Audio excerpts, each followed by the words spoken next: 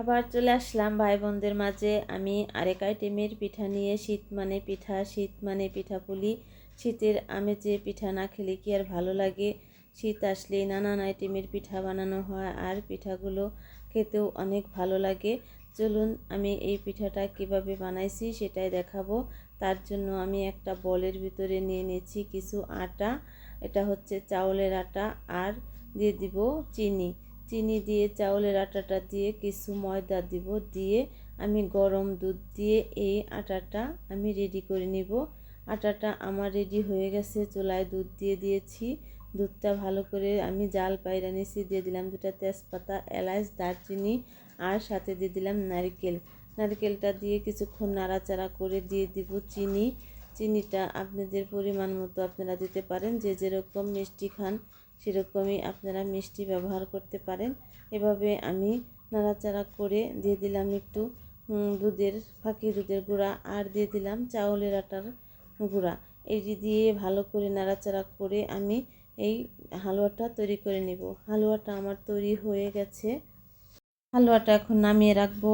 আর আমি যে আটাটা গুলিয়ে রাখছিলাম সেটা আমি 2 ভাগ করে 1 ভাগ গুড় দিয়ে চাইনা নিছি, আর 1 ভাগ আমি সাদা রাখছি, কারণ এখানে গুড় দিয়েও খায়, চিনি দিয়েও খায়, এক একজনে এক এক রকম খাইতে পছন্দ করে। আমি তাই দুজনের জন্য 2 পদের পিঠাই বানাইতেছি। প্রতিদিনই তো আর পিঠা বানানো যায় না, তাই তো ভাবলাম আজকে যেহেতু বানাইতেছি আমি 2 পদের পিঠাই বানাই, কারণ একজন খাবে আরেকজন তাকে থাকবে, সেটা দেখতে কেমন দেখা যায় না। তো এই পাটিসাপটা পিঠাগুলো আমার দেখেন হয়ে গেছে। আমি এই কালারটা বানানো আমার হয়ে গেছে।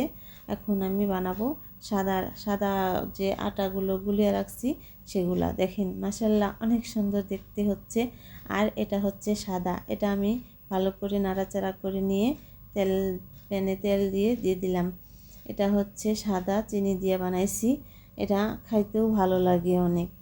আর শীতের দিনে খেজুরা গুড় দিয়ে সব ধরনের পিঠা বানাইলেই খেতে ভালো লাগে। চিনিরটা বেশি ভালো লাগে না, কি করব, এক একজনের এক এক সমস্যা, তাই সেই সমস্যার কারণে গুড় খেতে পারে না। যাই হোক আমি চিনি দিয়েও বানিয়ে দিছি। আমি চাই না যে শীতের মধ্যে কেউ পিঠা খাওয়া ছাড়া থাকুক, সবাই খাক। সবাই ভালোবাসে এই পিঠাটা, আর খেতেও কিন্তু বেশ ভালো লাগে। অনেক সুন্দর হয়েছে পিঠাগুলো, দেখেন মাশাআল্লাহ অনেক সুন্দর।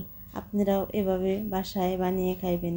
শীত ফুরিয়ে গেলে কিন্তু পিঠা খেতে আর ভালো লাগে না। শীত মানেই পিঠা, পিঠা না খাইলে শীত উপভোগ করতে পারবেন না। যাই হোক আপনাদের সাথে কথা বলতে বলতে আমার সবগুলা পিঠা বানানো হয়ে গেছে। ভালো থাকবেন সবাই, আল্লাহ হাফেজ।